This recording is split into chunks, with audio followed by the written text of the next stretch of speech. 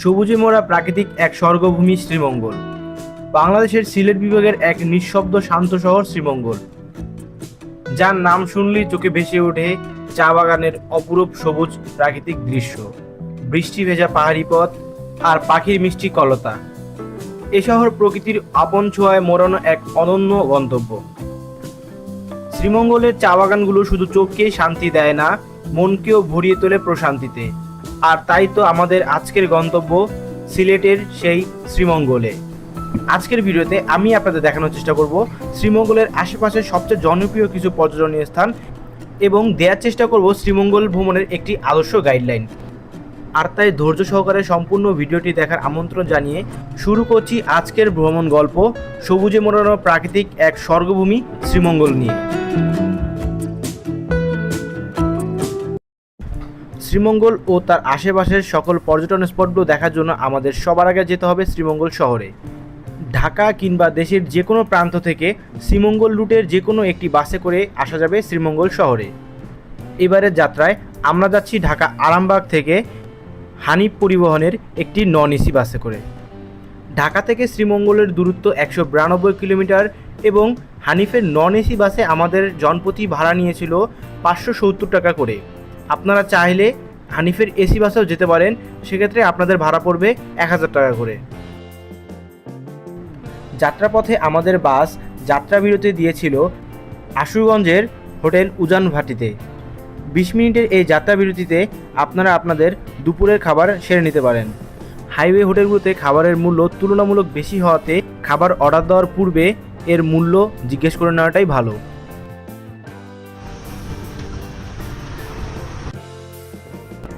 আজ সকাল 7টা থেকে 6 ঘন্টায় প্রায় 200 কিলোমিটার পথ পাড়ি দিয়ে আমরা এখন শ্রীমঙ্গল শহরের প্রায় কাছাকাছি।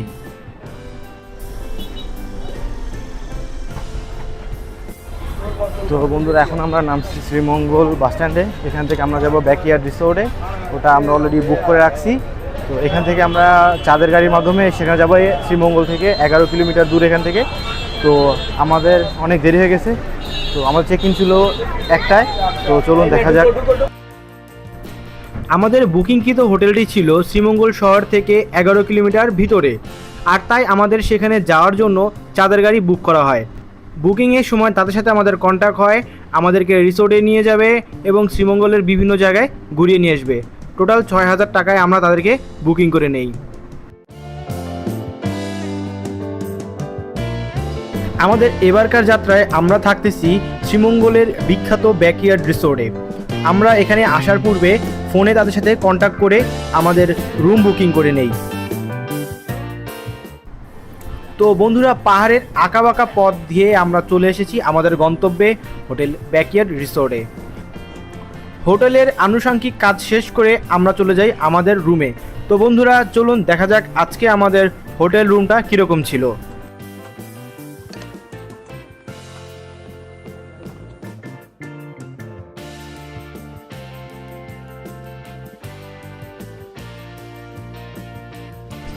তো বন্ধুরা, আমরা আমাদের হোটেলের যাবতীয় কাগজপত্র সব ডকুমেন্ট সাবমিট করে আমরা এখন যাচ্ছি আমাদের হোটেলের রুমের উদ্দেশ্যে। চারিপাশের ওয়েদারটা খুবই সুন্দর। তো বন্ধুরা, পাহাড়ের দুই পাশ দিয়ে এই ছোট ছোট রাস্তা দিয়ে আমাদের যেতে হবে আমাদের রুমে।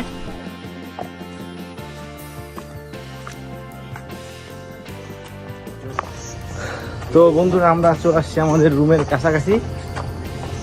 এই যে আমাদের রুম হলো এইটা, এই যেটা আমাদের রুম। এখানে ছোট ছোট অনেকগুলো রুম আছে পাহাড়ের গায়ে। তো বন্ধুরা, আমরা চলে আসছি ব্যাকইয়ার্ড রিসোর্টে।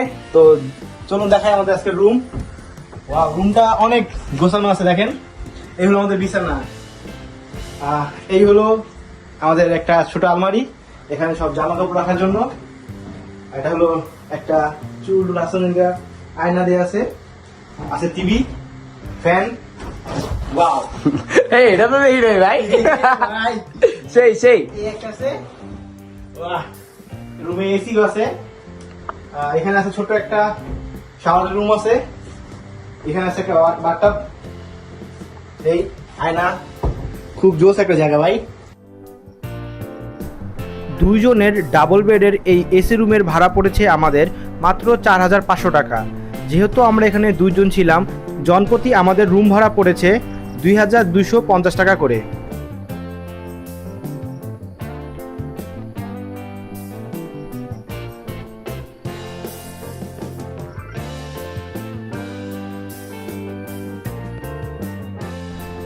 শ্রীমঙ্গল শহর থেকে আমাদের হোটেলে এসে হোটেলের সকল আনুষঙ্গিক কাজ বিশ্রাম নিতে গিয়ে আমাদের এদিকে প্রায় সন্ধ্যা হয়ে যায়। তাই আজকে আমরা কোথাও না গিয়ে আমরা প্ল্যানিং করি আগামীকাল ভোর থেকে আমরা শ্রীমঙ্গলের বিভিন্ন জায়গা ঘুরবো এবং রাতের ট্রেনে আমরা ঢাকার উদ্দেশ্যে রওনা দিব। এই হলো আমাদের কচেরিজের রাত্রের ভিউ। হোটেল রুমে বন্ধুদের সাথে আড্ডা আর গল্পতে হয়ে গেল রাত, আর তাই তো আমরা আমাদের রাতের খাবার সেরে নিই আমাদের হোটেলেই। পাহাড় এবং শহর থেকে একটু দূরে হওয়ায় এখানকার খাবারের প্রাইস তুলনামূলক একটু বেশি ছিল এবং এখানকার খাবারের স্বাদ ছিল খুবই অসাধারণ। আপনারা চাইলে আপনাদের বাজেট অনুযায়ী এখানে খাবার অর্ডার করতে পারেন, তবে অর্ডার করার জন্য আপনাদের কিছু সময় আগেই অর্ডার বুকিং করে নিতে হবে।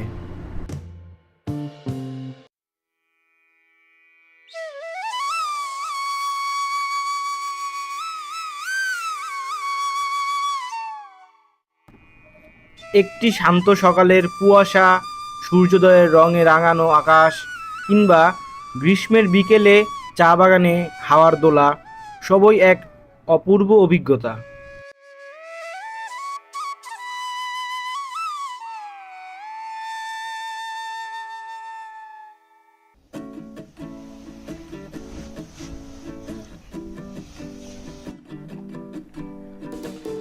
Good morning Sreemangal. তো বন্ধুরা, আমরা গতকালকে বিকালে যখন এখানে হোটেলে আসছি, তো এরপরে আমাদের এখান থেকে বেশি ঘোরাঘুরি হওয়ার নাই। তো আজকে আমরা সকালে শ্রীমঙ্গলের বিভিন্ন জায়গায় ঘুরতে বেরোবো, তো তাই আমরা সকাল সকাল ঘুম থেকে উঠে গেলাম। তো বন্ধুরা, একটু সকালে আমাদের হোটেলের রুমের যে বাইরের ভিউ এটা আপনাদের দেখাবো। তো আপনারা একটু দেখে থাকুন আমাদের হোটেলের বাইরের ভিউ। এই হলো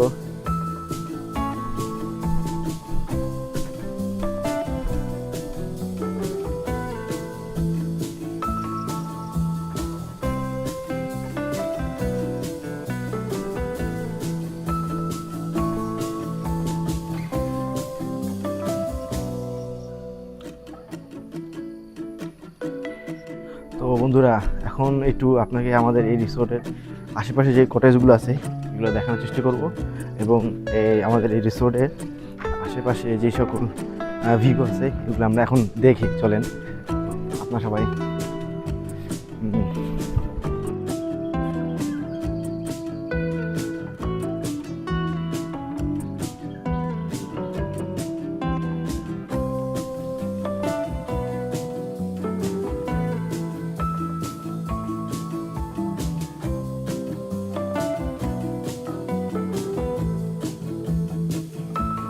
চায়ের গন্ধে ভেজা বাতাস আর ক্যামেরায় বন্দি অগণিত স্মৃতি, এটা উপভোগ করতে হলে আপনাকে মাস্ট বি শ্রীমঙ্গল আসতে হবে। কারণ এর যে প্রকৃতি, এটা এখানে না আসে আপনি কোনোদিন উপভোগ করতে পারবেন না। দেখছেন পিছনে কি ভিউ, কোটি টাকা দিয়ে ভিউ কিনা যায় না।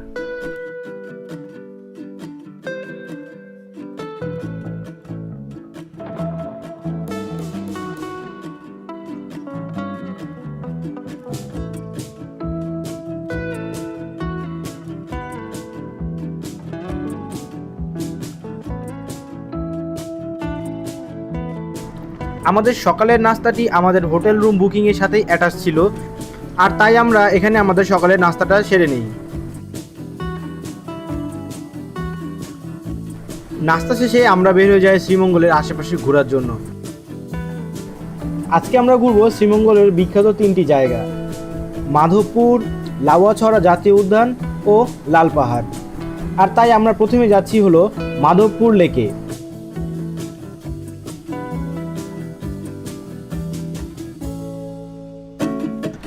পথের দুই ধারে সবুজ চা বাগান দেখতে দেখতে আমরা অবশেষে চলে আসলাম মাধবপুর লেকে। মাধবপুর লেকে প্রবেশের জন্য কোনো টিকিটের প্রয়োজন হয় না, তবে আপনি যে যানবাহনে করে আসবেন তার একটা নির্দিষ্ট পার্কিং ফি আপনাকে দিতে হবে। চারিদিকে সুউঁচু পাহাড়ের মাঝখানে অবস্থিত মাধবপুর লেকটি আসলেই অপূর্ব।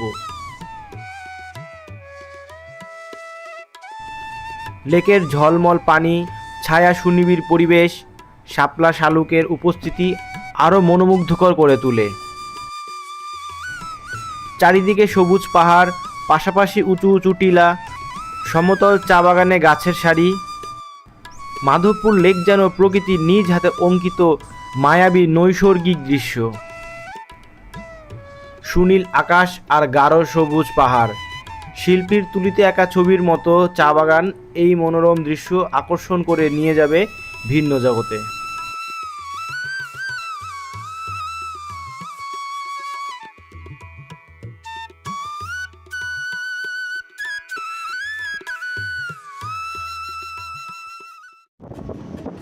তো বন্ধুরা, আমাদের মাধবপুর ঘোরা শেষ। এখন আমরা যাচ্ছি লাউছড়া, আর আমরা আসছি হলো পাহাড় এলাকায়।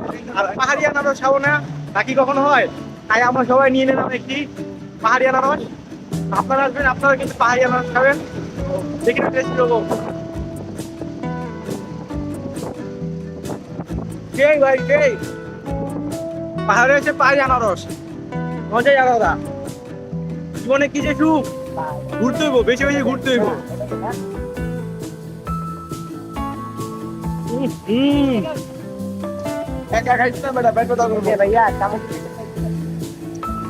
ভাই এক বাইট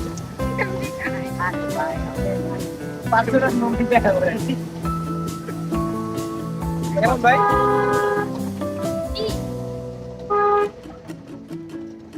ভাই এক বাইট দেবেন আপনি? আমার ঠিক আছে, হয়ে যাক এক বাইট। ভাই পাহাড়ি আনারস কঠিন বিল ভাই, টেস্টি একবারে 10-10।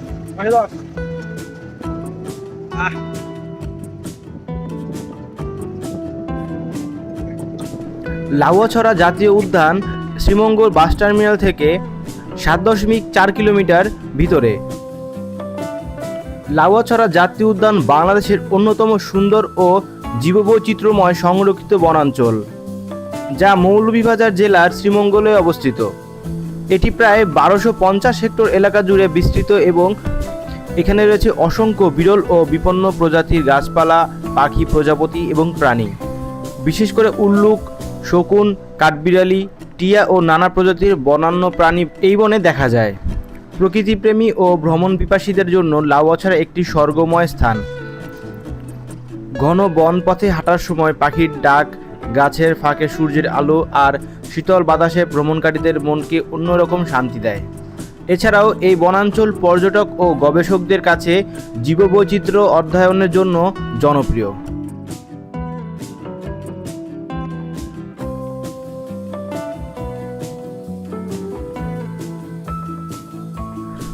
তো বন্ধুরা, এই লাউয়াছড়া উদ্যানের যে একটা বিশেষত্ব হলো, এটা হলো কিন্তু এখানে বিভিন্ন প্রজাতির বানর পাওয়া যায়।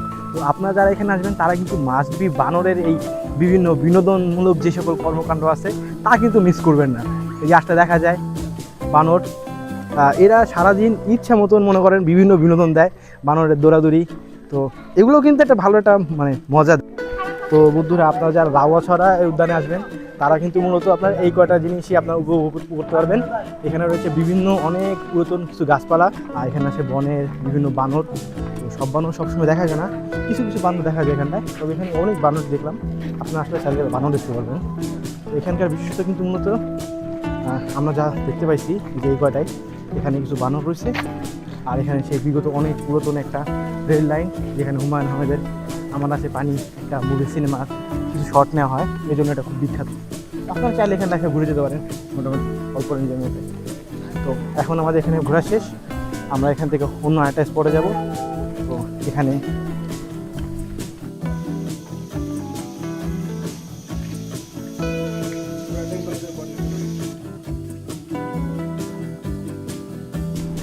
লাউয়াছড়া উদ্যান থেকে বের হলেই হাতের ডানে আপনারা পাবেন 7 রঙের চায়ের স্টল, যেখানে কিনা আপনারা 7 লেয়ারের বা 7 রঙের চা পেয়ে যাবেন।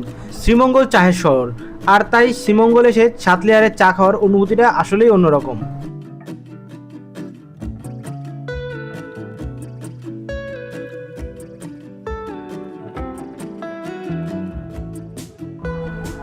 তো বন্ধুরা আমাদের এখানে দুইটা স্পট ঘোরা অলরেডি শেষ। আমরা এখানে 7 কালার চা খাইলাম, আর এখানে আমরা লাওয়াছড়া উদ্যান দেখলাম। তো এই দুইটা স্পট আমরা অলরেডি ঘুরলাম। এখন আমরা যাব অন্য আরেকটি স্পটে। তো বন্ধুরা চলুন দেখা যাক আমরা কোন স্পটে যেতে পারি। মাধবপুর ও লাওয়াছড়া উদ্যান ভ্রমণের পরে এখন আমরা যাচ্ছি হলো লাল পাহাড় বা লাল টিলার উদ্দেশ্যে। শ্রীমঙ্গলের এই লাল পাহাড় বা লাল টিলাটি আসলে দেখতে অপরূপ সুন্দর, কিন্তু সমস্যা হলো এখানে প্রবেশের ক্ষেত্রে অবশ্যই আপনাকে কর্তৃপক্ষের অনুমতি নিতে হবে। আমরা যেহেতু এখানে কর্তৃপক্ষের অনুমতি পাইনি, আর তাই ভিতর থেকে সম্পূর্ণ সৌন্দর্যটি দেখা হলো না। আপনারা যদি এখানে আসতে চান তাহলে আসার পূর্বে অবশ্যই পারমিশন নিয়ে আসবেন। আমাদের জন্য এটা একটা নতুন অভিজ্ঞতা। সকল ভ্রমণই শুধু আনন্দ নয়, থাকে কিছু অভিজ্ঞতা।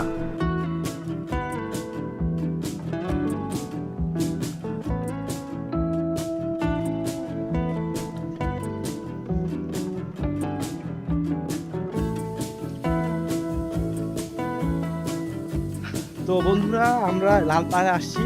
তো যেহেতু এটা লাল পাহাড় একটি মালিকাধীন জায়গায়, এটা কোনো সরকারি বা রাষ্ট্রীয় কিছু না, তো এখানে ওঠার জন্য অবশ্যই পারমিশন প্রয়োজন হয়। এখন এখানে ওঠা পসিবল না, আমাদের গাইড বলে দিচ্ছে, এখানে ম্যানেজার আসছে, যে কারণে এখানে যাওয়া পসিবল না। তো আমাদের আর লাল পাহাড় উঠা হলো না। আমরা এখন যাবো খাবার খাইতে, দেন খাবার খাওয়ার পরে আমরা রওনা দিব ঢাকার উদ্দেশ্যে। ভাই আজকে ট্যুর এখানে তাহলে শেষ করতেছি। সবাই আমাদের চ্যানেলটি সাবস্ক্রাইব করবেন এবং আমাদের পাশে থাকবেন। লাল পাহাড় থেকে শ্রীমঙ্গল স্টেশন খুবই কাছে, আর তাই আমরা স্টেশনে এসে আমরা আমাদের দুপুরের খাবার সেরে নেই। খাবার শেষে আমরা স্টেশনে ট্রেনের জন্য অপেক্ষা করি। তো বন্ধুরা, এভাবেই শেষ হলো আমাদের আজকের শ্রীমঙ্গল ভ্রমণ। প্রকৃতির এই শহর আমাদের দিয়েছে এক অন্যরকম অভিজ্ঞতা। শ্রীমঙ্গল ভ্রমণ এখানেই শেষ, তবে ভ্রমণ থেমে থাকবে না। চ্যানেলটি সাবস্ক্রাইব করে নতুন ভিডিও দেখার জন্য আমন্ত্রণ রইল। সবাই সুস্থ থাকবেন, ভালো থাকবেন। আসসালামু আলাইকুম।